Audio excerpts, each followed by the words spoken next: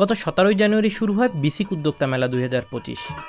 26 জানুয়ারি পর্যন্ত অর্থাৎ টানা 10 দিনব্যাপী এই মেলা চালু থাকার কথা থাকলেও মেলার প্রতি বরিশালবাসীর তীব্র আগ্রহ ও উদ্যোক্তাদের চাওয়ায় 4 দিন বাড়িয়ে 30 তারিখ পর্যন্ত মেলার তারিখ বাড়ানো হয়। 30 জানুয়ারি শেষ হতে চলেছে বিসিক উদ্যোক্তা মেলা 2025। তো যারা এখনও মেলায় ঘুরতে যাননি তারা কিন্তু আজকে শেষ দিনের মতো মেলায় গিয়ে ঘুরে আসতে পারেন, এবং যারা দূরে রয়েছেন তাদের উদ্দেশ্যে প্রতিটি স্টল ঘুরে ঘুরে তুলে ধরা হয়েছে মেলার ফুল ভিডিওটি।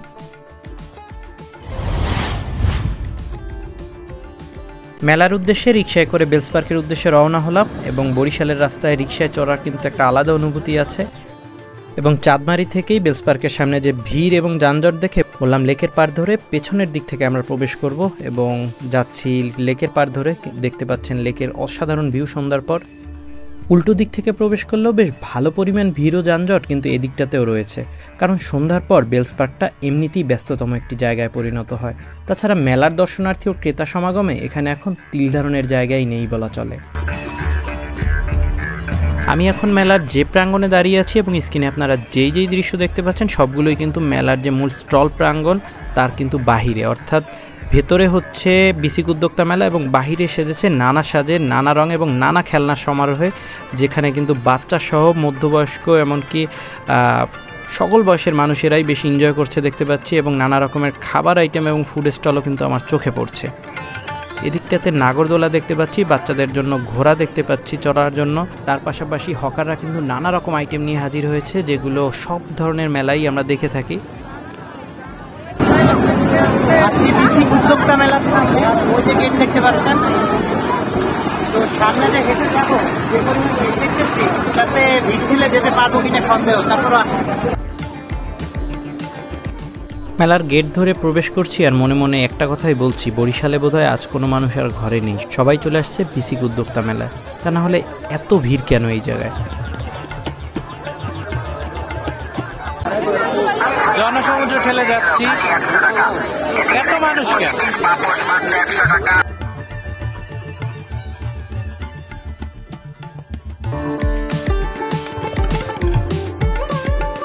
আমি নিজেও কিন্তু সুন্দরবনের খাঁটি মধু বিক্রি করি। ওই দেখেন বিসিক উদ্যোক্তা মেলায় কিন্তু খাঁটি মধু আছে, তবে অবশ্যই কেমন মান জেনে শুনে বুঝে কিনবেন, ঠকবেন না, টাকা দিয়ে মধু কিনবেন, কিন্তু মধুর অনেক দাম।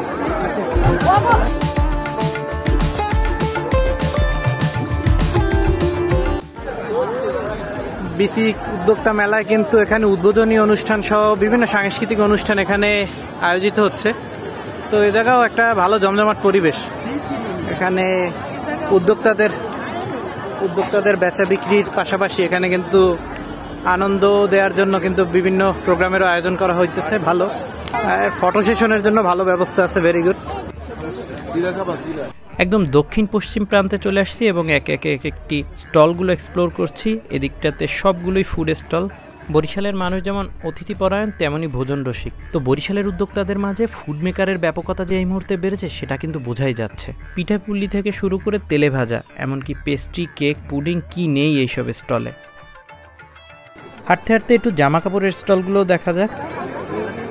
এখানে মাথা নষ্ট অফার দিচ্ছে, যে কোনো ব্লেজার মাত্র 1500 টাকা।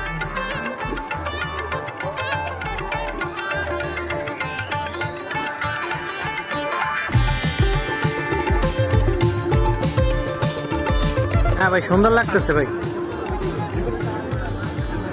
হ্যাঁ দারুন, দর্শকও বলবে যে মানাইছে আপনারা। মেলায় এসে যেটা মনে হইলো, অনেকে আসছে শুধু ঘুরতে। তো যারা কিনবেন, কেনাকাটা করবেন, আর যাদের প্রয়োজন যেই জিনিস আসলে তাদের জন্য বেশ ভালো, কারণ রিজনেবল প্রাইসের মধ্যে অনেক প্রোডাক্ট আছে। আর অধিকাংশ মানুষই দেখা যাইতেছে শুধু ঘুরতেছে, এখানে আসলে কেনাকাটা ওই রকম দেখি না। দুই একটা খাবারের স্টলে দেখলাম যে মানুষ কিছু খাবারের আইটেম ট্রাই করতেছে, কিন্তু আহামরি খুব বেচা বিক্রি এখানে হইতেছে এইটা কিন্তু মনে হইতেছে না। দেখছেন অসংখ্য মানুষ কিন্তু স্টলের সামনে ভিড় করে আছে, যা তার থেকে মাঠের ভিতরে ঘুরতেছে কিন্তু অজস্র মানুষ, যারা শুধু ঘুরতেই আছে। আসলে জানি না এরা সবাই ক্রেতা কিনা। এদিকটাতে দেখা মিলল স্টেজে বাচ্চারা নাচানাচি করতেছে, গান ছাড়া হয়েছে এবং তাদের সামনেও কিন্তু অসংখ্য দর্শক। এই জিনিসটা খুব অবাক করলো আমায় যে বাচ্চারা নাচতেছে, বাট তার সামনেও হাজার হাজার দর্শক, মনে হয় কোনো গেস্ট বা বড় সেলিব্রিটিরা নাচতেছে। একটা চকলেটের দোকান পেলাম, দেখুন একটা পাত্রের মধ্যে কিভাবে চকো পড়তেছে শুধু, এটা বেশ লোভনীয় লাগলো আমার কাছে আর ভালোও লাগলো। অনেক চকলেটের আইটেম তাদের রয়েছে এই চকো দিয়ে তৈরি করা, দেখুন খুব রিজনেবল প্রাইসের ভিতরেই, তবে জিনিসগুলো খুব ছোট ছোট আসলে। দেখুন পুরো মেলায় আপনারা কিন্তু অনেক স্টল পেয়ে যাবেন, যেগুলো হয়তো আমি দেখাচ্ছিও না। আপনারা হয়তো জানেন যে কোনো মেলায় লেডিস ওরিয়েন্টেড যেমন 3 পিস, শাড়ি ইত্যাদি আইটেমের অনেক স্টল উঠে। তো সেই স্টলগুলোকে এক পাশে রেখে আমার কিন্তু মন বা নজর কেড়ে রেখেছে এই ফুড আইটেমের স্টলগুলো, এবং বরিশালের উদ্যোক্তারা যে এত লোভনীয় এবং সুস্বাদু খাবার তৈরি করে, এটা আসলে খুবই ভালো লাগার একটা বিষয়। তাই আপনাদেরকে এই খাবার আইটেমের স্টলগুলোই কিন্তু আমি বারবার ঘুরে দেখাচ্ছি। আর আমি অনেকগুলো খাবারই টেস্ট করে দেখেছি এবং সবগুলোই বাসায় তৈরি করা এবং বেশ ভালো হাইজেন মেনটেন করে এবং বেশ ভালোভাবেই তৈরি করা খাবারগুলো, এবং খেতেও বেশ সুস্বাদু।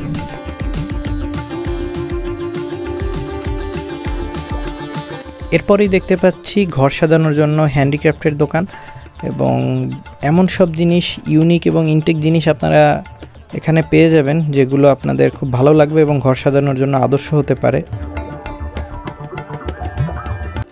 আর এর মধ্যে আমার চোখ গেল একতারার দিকে, কারণ সবসময় টিভিতে দেখে আসছি, কখনো হাতে নিয়ে এভাবে বাজানোর সৌভাগ্য হয়নি, তো এখন বাজাচ্ছি। যদিও বাজতেছে না, তবে হাতে নিয়ে ফিল নিচ্ছি আর কি। আপনারা ঘর সাজানোর জন্য এটি নিতে পারেন।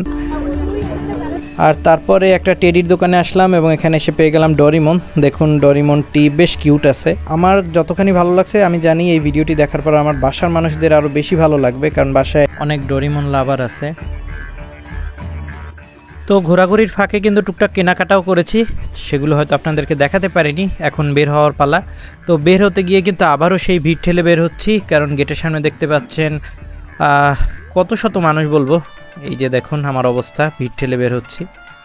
আর সামনেও আমার অনেক মানুষ, এখন অনেকে প্রবেশ করছে। আর বের হওয়ার পর কিন্তু আরেকটা পরিবেশ, এই পরিবেশটি কিন্তু ওইটার থেকেও আলাদা এবং ওইটার থেকেও বেশ আমার কাছে কালারফুল লাগতেছে। দেখছেন যে বোট রাইডে উঠছে কিন্তু অনেকেই, এইগুলো খুব এক্সাইটিং হয়। আর মানুষ অনেকেই আছে যারা এটা সহ্য করতে পারে না। পাশাপাশি নাগরদোলাও দেখতে পাচ্ছি। নাগরদোলা এবং এই বোট রাইড দুইটাই কিন্তু বেশ রিস্কি আছে। এর পাশাপাশি একটা কুমির দেখতে পাচ্ছি, কুমির নাকি ড্রাগন, যেটা কিন্তু রেল লাইনের মতো চলবে। আর এই রেল লাইনের পাশে কিন্তু অনেক বাচ্চারা দেখতে পাচ্ছি যারা লাফালাফি করছে এই রাইডে উঠে। বেশ ভালো লাগলো আমার। আর ভিতরের থেকে কিন্তু বাহিরের পরিবেশটা একটু হলেও মানে স্বস্তিদায়ক এবং আনন্দ দিচ্ছে আমাকে। আর ভেতরে কিন্তু একটু অন্যরকম পরিবেশ। আর এই বলতে না বলতে বিদায় নেওয়ার সময় হলো। দেখতে পাচ্ছেন ঝিলিমিলি বেলুন এবং আমার পিছে রয়েছে এখন একরাশ ভালোবাসার প্রতীক লাভ বেলুন। তো কেমন লেগেছে ভিডিওটি সবাই কমেন্টে জানাবেন। ভালো লেগে থাকলে অবশ্যই like, comment, share, subscribe, follow করতে ভুলবেন না। আল্লাহ হাফেজ।